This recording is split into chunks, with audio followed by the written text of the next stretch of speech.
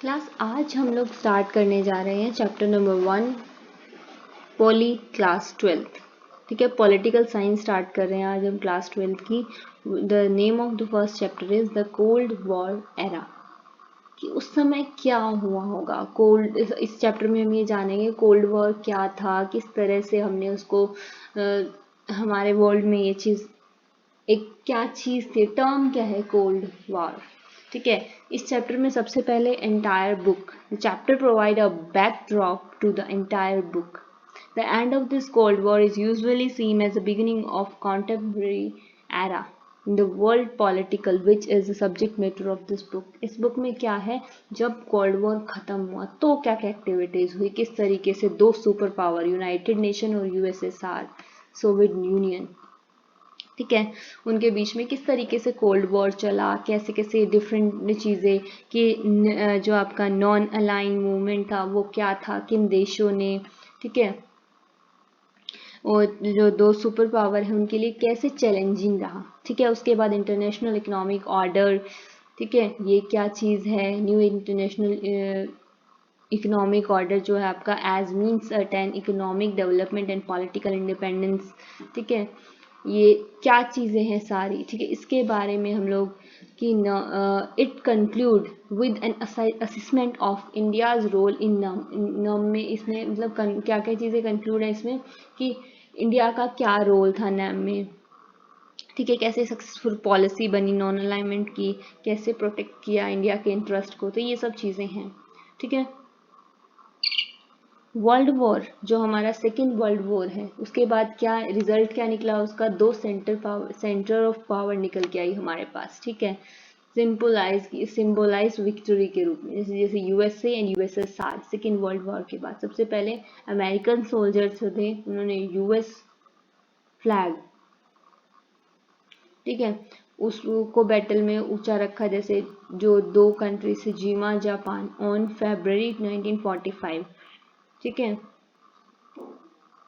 Soviet soldier थे, उन्होंने USSR के फ्लैग को ऊंचा रखा जो बर्लिन और जर्मनी में इन 1945। ठीक है, तो ये चीज़ें थी। अब हम बात करते हैं क्यूबन मिसाइल क्राइसिस की। अगर हम थोड़ा पास्ट में जाएं तो 9 अप्रैल 1961 में जो लीडर थे, leader of union of Soviet socialised republics USSR जिसे हम बोलते हैं, ठीक है, worried that the United Nation of America USA would invent communist ruler Cuba and overthrow Fidel Castro, president of the small island nation of the coast of the United Nation। देखो, अब एक tension हो गई थी कि जो USSR है, ठीक है, यूएसएसआर के जो लीडर थे उनको एक टेंशन हो गई थी, जो यूएसए हैं उनकी कम्युनिस्ट रूल था क्यूबा में। ठीक है, जिसको ओवरथ्रू कौन कर रहा था, Fidel Castro, president of small island of nation off the coast of United Nation. ठीक है, Cuba was no ally of Soviet Union. Ally मतलब कोई दोस्ती नहीं थी, कोई मित्रता नहीं थी सोवियत यूनियन की क्यूबा से। ठीक है, डिप्लोमेटिक और फाइनेंशियल एड था बस।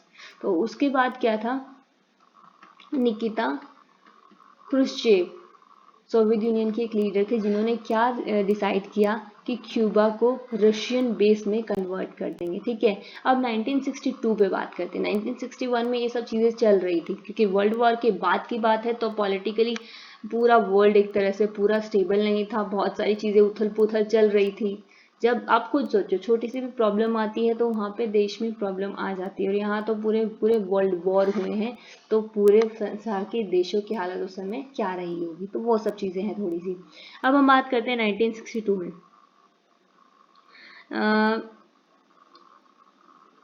1962 he placed nuclear missile in Cuba. The installation of these weapons put the US for the first time under fire from the close range and nearly doubled the number of bases of cities in the American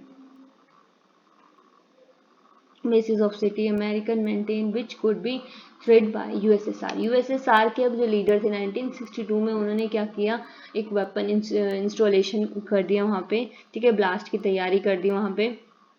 अब कह सकते हैं ऐसा rare time चल रहा था कि America बिल्कुल प्रेशर में है अभी। ठीक है, 3 वीक आफ्टर, 3 हफ्ते बाद सोवियत यूनियन क्या करता है, place the weapon in Cuba, Cuba में वेपन रखता है। अमेरिकन को इसके बारे में पता होता है। यूएस प्रेसिडेंट, उस समय यूएस के प्रेसिडेंट कौन थे, जॉन एफ कैनेडी, ठीक है, and his adviser were reluctant to do anything that might lead to full scale nuclear war under 2 countries.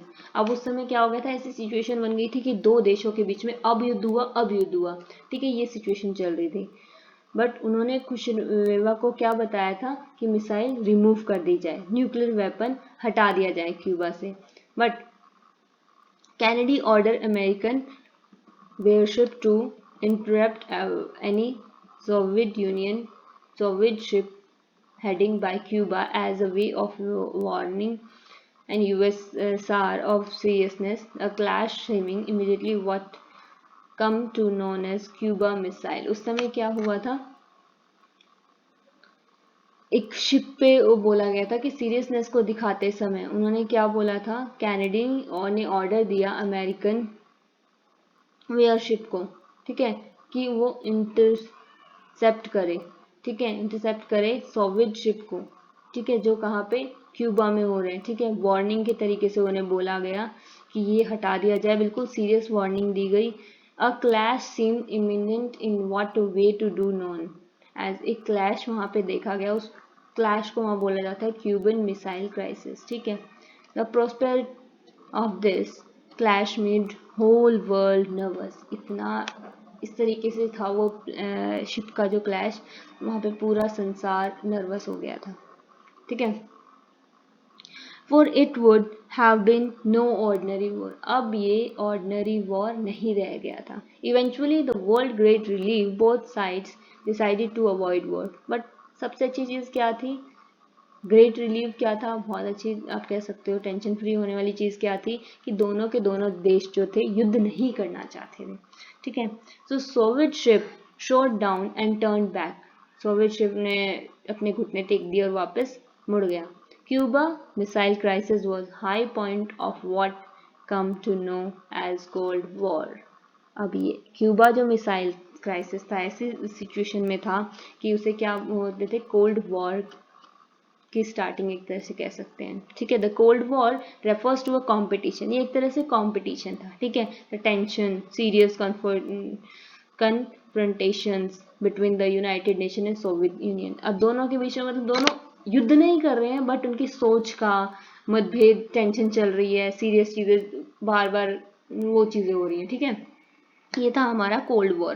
तो यहाँ पे साइड में थोड़ा सा दिया हुआ है कोल्ड वॉर के बारे में। The end of second world war is a landmark of contemporary world politics. In 1945, the Allied forces led by US, Soviet Union, Britain, and France defeated the Axis power led by Germany, Italy, and Japan. Ended the Second World War, 1939 to 1945. पूरी countries क्या कर रहे थे, अब एक तरह से 1945 में जो जो दोस्त थे वो अलाइन हो गए, एक साथ हो गए थे, ठीक है। सेपरेट आउट टू रीजन, और कुछ देशों का सेपरेशन हो गया था, जैसे Europe, south east Asia, China, Burma, अभी म्यांमार बोलते हैं जिसे, ठीक है, जो and part of India's north east, ठीक है। ह्यूमन लाइफ, मतलब वर्ल्ड वॉर में क्या हुआ था, फर्स्ट वर्ल्ड वॉर कब हुआ था, 1914 से लेकर 1918 में, और सेकेंड हुआ था 1939 टू 1945। इन दोनों में ही बहुत ज़्यादा क्षति पहुंची लोगों को, ठीक है। अब ये तो था आपका वॉर। उसके बाद जो है कोल्ड वॉर, जैसे मैंने आपको बताया, सोवियत यूनियन और यूएस, इनके आमने सामने हो गए, ये लोग कोल्ड वॉर कर रहे थे। Fortunately however it never escalated into a hot war, कभी भी, सबसे अच्छी चीज़ क्या है, ये कभी हॉट वॉर में कन्वर्ट नहीं हुआ। That is full scale war between these two power, ठीक है। सो ये क्या था हमारा, फुल स्केल वॉर था दोनों पावर्स के बीच में, एक अच्छी खासी पावर थी दोनों उस समय पे, ठीक है। There were war in various region, बहुत सारी जगहों पे वॉर भी हो रहे थे विद टू पावर्स, ठीक है। And their alliance revolve the where for fair and supporting region alliance. यहाँ क्या हो रहा था, जैसे फॉर एग्जांपल कुछ कंट्रीज जो यूरोप की साइड से थी वो भी उनके भी मतभेद चल रहे थे, वो भी उनके वहाँ भी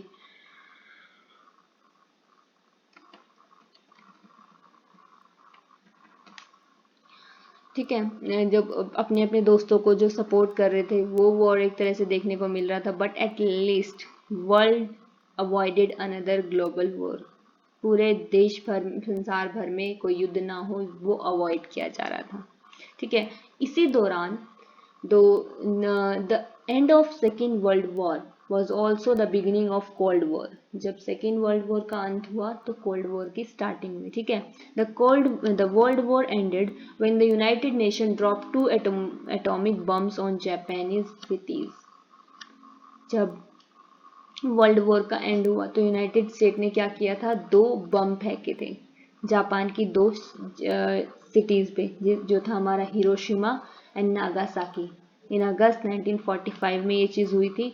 ठीक है, कोजिंग जापान टू सरेंडर, जैसे जापान, जिसके बाद जापान ने सरेंडर कर दिया था वर्ल्ड वॉर में। ठीक है, criticise of US decision drop. अब यहाँ पे क्रिटिसाइज भी किया गया यूएस के डिसीजन का कि बम क्यों फेंका, इतने लोगों को क्षति, आज भी वहाँ पे उसके बुरे प्रभाव देखे जा रहे हैं। ठीक है, अच्छा 2 नाम थे उन बॉम्ब्स के नाम भी थे। ठीक है, थोड़ा सा जो है इसके बारे में एक सेकेंड कि Japanese city US knew the Japan was about to surrender, that is unnecessary drop of bomb। अच्छा, उन्हें पता भी था कि अननेसेसरी था बम फेंकना क्योंकि जापान ऑलरेडी बिल्कुल सरेंडर करने ही वाला था। ठीक है, they suggest that the US action was intending to stop the Soviet Union from the making military and political gain in Asia and enhance show Moscow that United Nation was supreme. ये क्या दिखाना चाहते थे, USSR और Moscow को ये दिखाने चाहते थे कि जो ये पॉलिटिकल गेन के लिए एशिया में हर जगह जो मॉस्को है ये दिखाना चाहते हैं ना कि यूएसए से सुपीरियर है हम, तो यूएसए ही दिखाना चाहता था इस बम को फेंक के हम लोग सुपीरियर बन जाएंगे। ठीक है, USA supporter have argued that the drop of atomic bomb was necessary to end the world quickly and to stop. अब जो यूएस के सपोर्टर थे, अब जो सपोर्ट में होगा वो तो चाहे आप गलत करो चाहे सही, वो आपको गलत ही दिखाएगा। ठीक है, मतलब सही ही दिखाएगा। तो अमेरिका के जो सपोर्टर थे उन्होंने भी यही बोला कि अगर ये बम ना फेंकता अमेरिका तो वर्ल्ड वॉर जल्दी खत्म नहीं होता। ये रीजन देके उन्होंने इसको पॉजिटिवली सही दिखाया। ठीक है, वॉट एवर द मोटिव, कोई भी रीजन रहा हो जाए, कॉन्सिक्वेंसेज ये थे कि सेकेंड वर्ल्ड वॉर खत्म हो गया और 2 पावर जो ग्लोब पे थी वो अपने आमने सामने आ गई। ठीक है, with the defeat of Germany and Japan, Germany और जापान की डिफीट के बाद यूरोप और अदर बहुत से पार्ट ऐसे थे जो यूनाइटेड नेशन और सोवियत यूनियन वो सब मतलब बहुत क्षति पहुंची थी उनको, लेकिन अब 2 पावर निकल के आई सेकेंड वर्ल्ड वॉर के बाद, यूनाइटेड नेशन और सोवियत यूनियन। ठीक है, ग्रेटेस्ट पावर बन गए थे उस समय पे। अब हमने ना 2 बॉम्ब के नाम पढ़े थे अभी, है ना। उन्होंने जो यूएस ने जापान के 2 शहरों पर बम फेंके थे, हिरोशिमा और नागासाकी, तो उनके नाम भी दिए हुए हैं। यूएसए ने जो हिरोशिमा पर बॉम्ब फेंका था उसका जो कोड नेम था वो दिया था लिटिल बॉय, और नागासाकी पे जो दिया डाला था वो था फैट मैन। ठीक है, इनके क्योंकि वेट के हिसाब से था। जो आपके हिरोशिमा पे जो लिटिल बॉय डला था वो 15 kg था अराउंड। ठीक है, हाँ जी रहा। और जो आपका नागासाकी पे डाला गया था वो था आपका फैट मैन 21 किलो का। ठीक है, bye early 1950 US and USSR were already making the nuclear weapon. ठीक है, 10 से 15,000 के बीच में उन्होंने किलो टन का वेपन बनाया था। ठीक है, और ये जो बॉम्ब फेंका गया था इस पर न्यूक्लियर वेपन जो था जापान में, बहुत इन दोनों कंट्री सिटीज़ में बहुत ज़्यादा क्षति पहुंची गई थी, ये हम कह सकते हैं। ठीक है, अब यहाँ से हम अपने टॉपिक को, आज 14 मिनट हो गई हैं, अपने टॉपिक को हम यहीं से नेक्स्ट क्लास में स्टार्ट करेंगे। Okay 12th class.